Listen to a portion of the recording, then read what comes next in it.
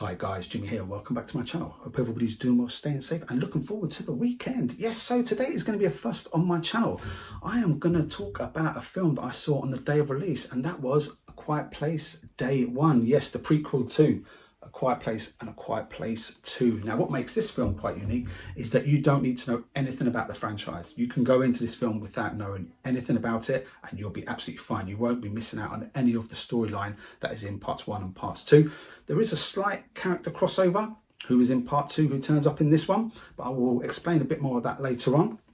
But yeah, so we're introduced to the aliens for the first time, and rather than being set in the countryside town, it is set in Manhattan. So you've got the hustle, the bustle, the noise of the city, the traffic, people beeping their horns, people talking on their phones, that endless din that you get in the cities.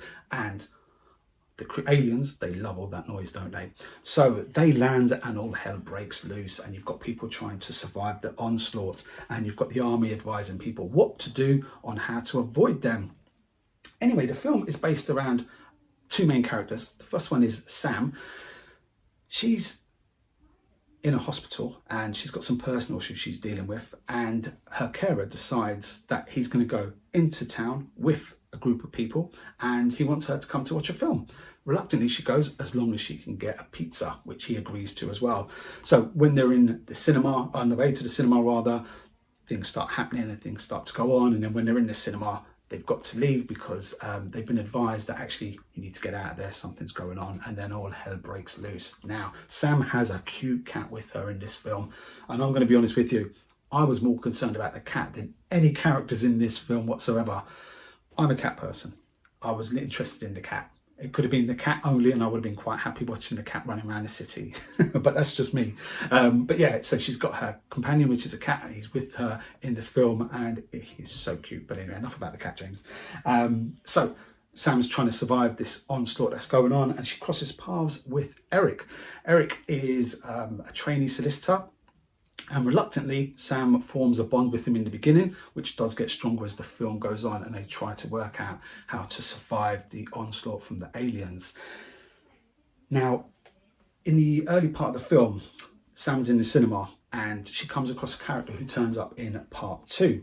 Now, that character is Henri. Now, that's played by Djimon Hounsou, I think his name is. So I do apologize if I said that wrong. He's in there with his family, and he turns up in part 2 quite briefly as well. Now, the narrative of this film is about Sam and Eric. And I'll be honest with you, when I found out Henri was in the film, I was like, oh, please do more on him, because he's with his family, and the journey of him from the cinema to where he is in part 2, I thought would have made a brilliant story. However, I would have thought if this film does well, that film might happen. So that could be another side project, but it's not. It's based around Sam and Eric and their survival from the aliens, and it works really well. The change of location works well.